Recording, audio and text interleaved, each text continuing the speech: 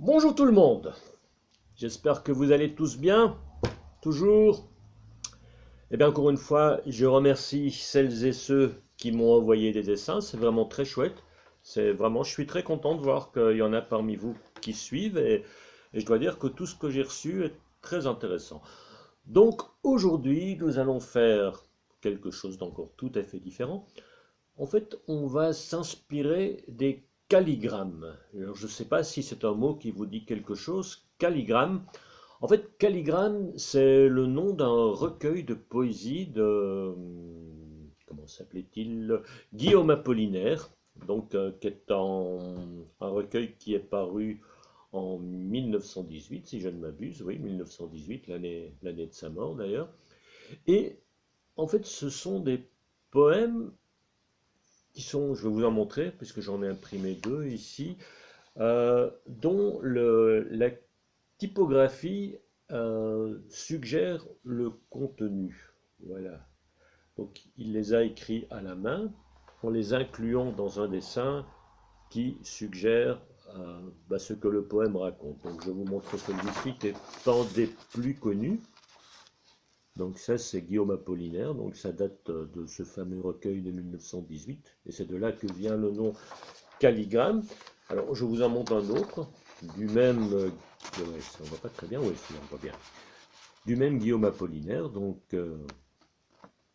même recueil aussi d'ailleurs. Et voilà, je trouvais ça assez intéressant, mais en même temps, je ne vais pas vous demander d'écrire des poèmes, mais je me suis intéressé aussi à d'autres artistes plus contemporains, ceux-là, qui se sont inspirés des calligrammes. Donc je m'explique. Voilà, en cherchant un petit peu sur Internet, j'ai trouvé ici des dessins d'un artiste qui s'appelle, que je ne dise pas de bêtises, Sergio Albiac. Je ne sais pas si ça vous dit quelque chose. Je dois bien avouer que je ne le connaissais pas non plus, mais je trouve ça très intéressant. Donc voilà, ici, c'est un, c'est un portrait, ça va, d'Arthur Rimbaud. Donc je ne sais pas si vous connaissez Arthur Rimbaud, qui était un poète très important de la fin du 19e siècle. Je ne sais pas si vous avez entendu parler d'une saison en enfer, par exemple, ou de, je sais pas moi, le bateau ivre, des choses comme ça. Donc c'est vraiment, peut-être que vous allez voir ça à l'école, je pense qu'on voit toujours ça à l'école, mais peut-être plus tard.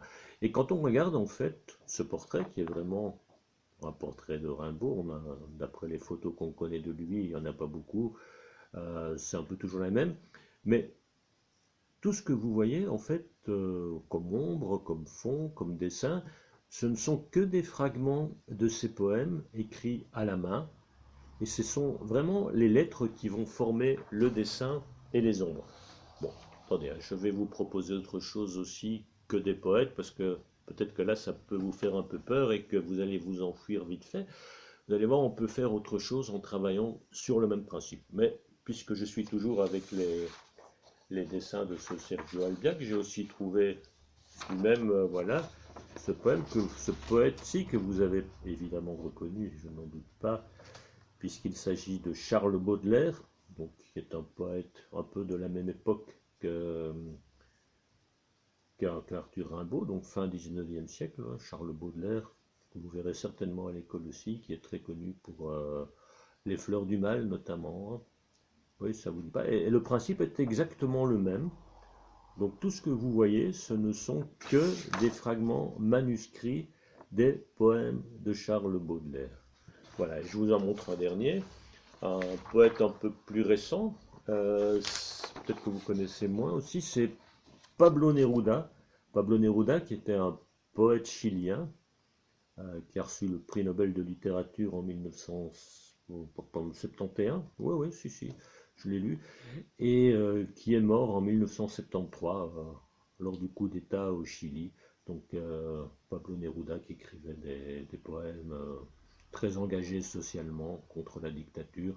Enfin voilà, ça c'est juste pour vous mettre ces dessins dans le contexte.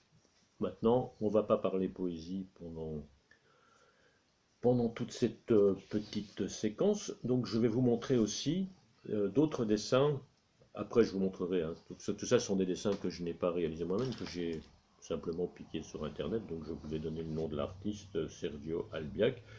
Alors ici, ben voilà, c'est quelque chose de tout à fait différent qui peut-être est plus accessible. Donc voilà, ici vous voyez une tasse de café. Et en fait, tout ce que vous voyez comme traits, ce sont uniquement des lettres et tout ce qui est écrit évoque le sujet. Donc ce sont toutes des phrases, des mots en rapport avec le café. Vous voyez, ça c'est quand même déjà nettement plus simple que les portraits. Et puis je vous en montre encore un dernier. Où l'ai-je mis? Ah là là. Eh bien, je ne sais pas.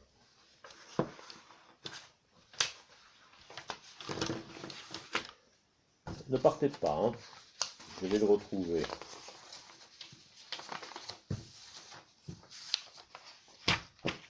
Que personne ne sorte. Allez, il est où?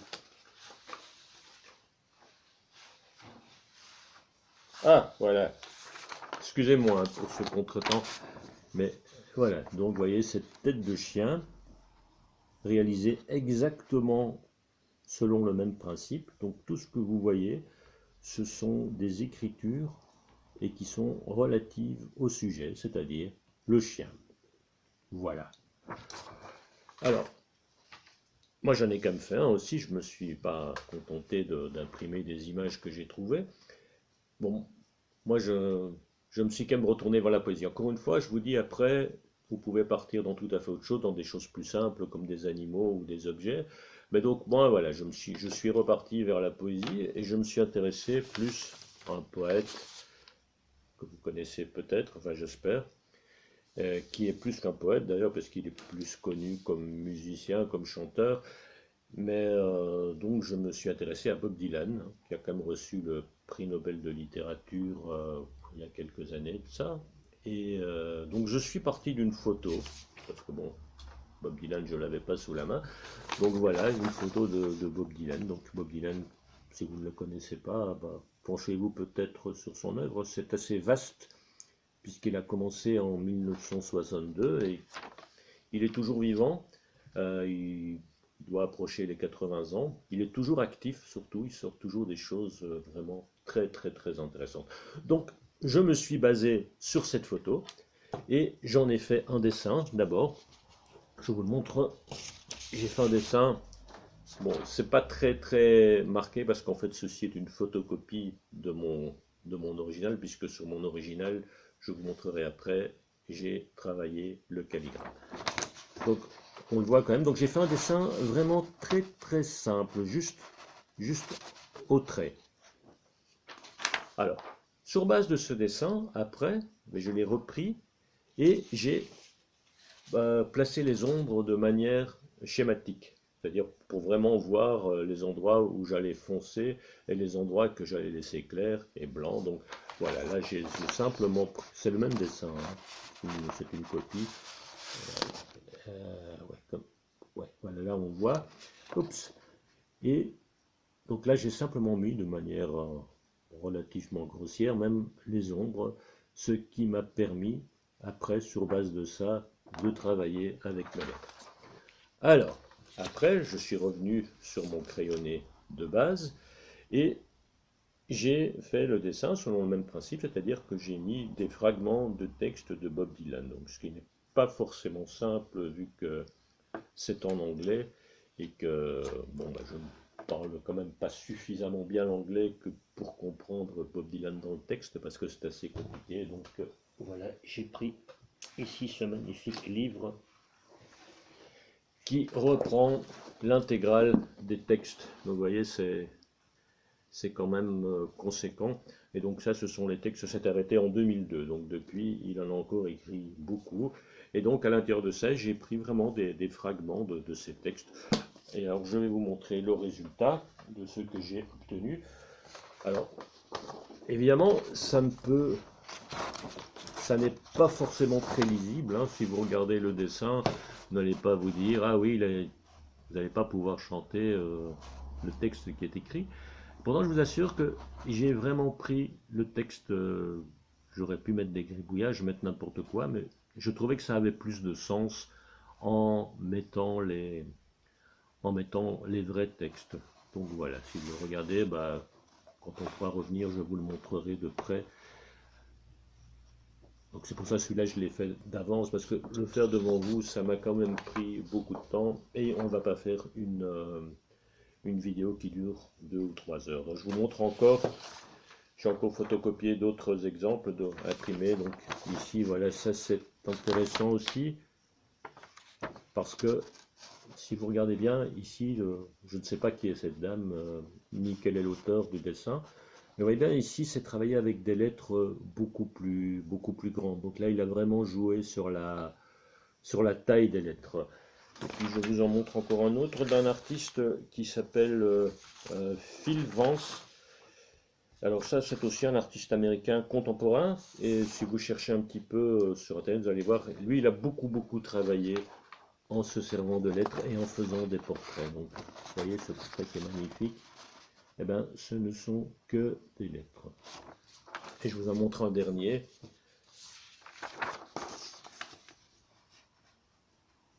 Donc ici, voilà, vous reconnaissez, c'est le Joker, et il a remis un peu de couleur. Mais si vous regardez de près, vraiment, ça ne sont que des lettres. Donc cet artiste s'appelle Phil Vance, comme ça se prononce, V-A-N-C-E. Et donc ce que je vous propose de faire, c'est de faire un dessin. Là vous pouvez choisir, hein, donc vous n'êtes pas du tout obligé de faire le portrait d'un poète et d'inscrire des poésies à l'intérieur. Si vous préférez faire des choses plus simples, faites des choses plus simples. Mais donc, comment procéder pour faire ça? Très simplement, vous faites un dessin. Bon, si vous faites un portrait, vous pouvez vous inspirer d'une photo, bien sûr, hein. Moi j'ai pris une photo ici pour faire le portrait de Bob Dylan. Vous pouvez faire quelqu'un que vous connaissez.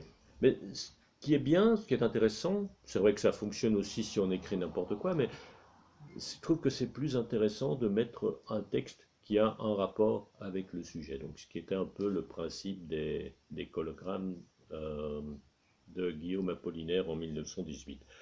Et donc, vous faites un dessin. Moi, je sais pas, je griffonne vite fait. Je suis à nouveau reparti sur une tête parce que j'aime bien de faire des têtes. Mais franchement, vous pouvez faire un animal, hein. Je vous ai montré le chien. Bon, je sais qu'il y en a parmi vous qui aiment bien les chats, hein. Je ne vise personne, mais vous pouvez faire ça, hein. Vous pouvez faire des objets, vous pouvez faire voilà, ce que vous voulez. Donc, le principe, l'important plutôt, c'est que ça soit cohérent. Voilà. Donc ici, vraiment, je griffonne ça.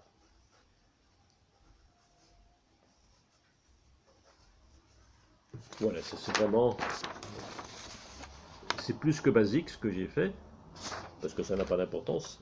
Et ici, pour le faire vite fait, je ne vais pas commencer à écrire un poème ou enfin, quoi que ce soit comme ça.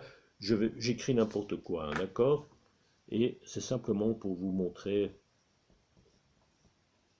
le principe. Donc, quand vous voulez que ce soit foncé, donc moi j'ai travaillé avec des feutres comme ça, donc les marqueurs que vous connaissez, donc, dont il existe plusieurs grosseurs, plusieurs épaisseurs. Maintenant, si vous n'en avez pas, vous pouvez le faire au crayon.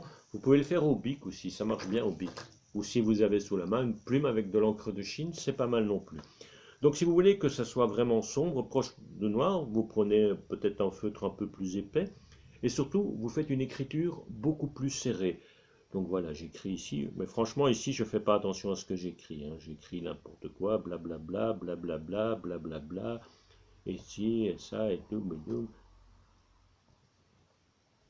Donc il ne faut pas forcément que ça soit super lisible, hein. C'est pas de la calligraphie, mais quand même, je trouve que quand on regarde attentivement le dessin et qu'on parvient à déchiffrer des fragments de texte, je trouve que c'est quand même intéressant.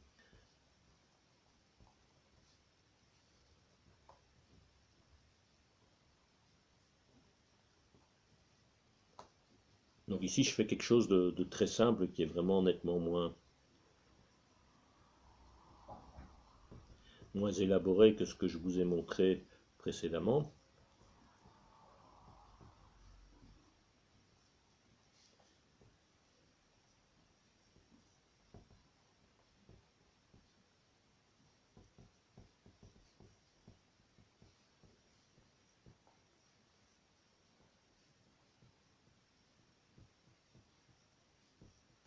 Et alors vous tournez votre feuille pour avoir pour justement avoir des sens différents, c'est plus facile.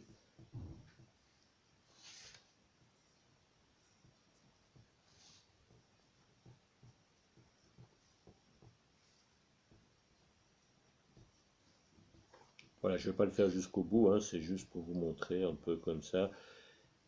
C'est vraiment quelque chose de... Donc évidemment, vous laissez du blanc aussi, hein. Alors dans les parties claires, soit vous laissez du blanc, soit alors vous faites comme dans le portrait qu'elle a, des grandes lettres pour avoir des surfaces beaucoup plus aérées. Mais si vous voulez vraiment du foncé, ben, vous écrivez en serrant très très fort les lettres. Et puis vous pouvez aussi varier les typographies, donc écrire comme je le fais là en attaché, mais aussi vous pouvez inclure des lettres imprimées aussi, hein. Je vais vous montrer après.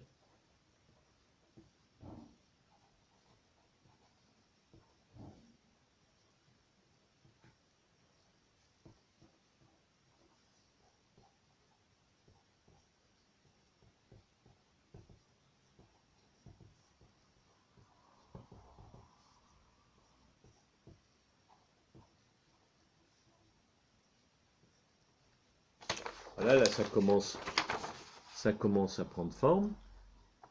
Encore une fois, là c'est un truc vite fait, hein, c'est juste pour vous montrer le principe. Et alors par exemple pour ici, pour avoir le contour, ben, ici je vais partir de quelque chose de plus... Voilà.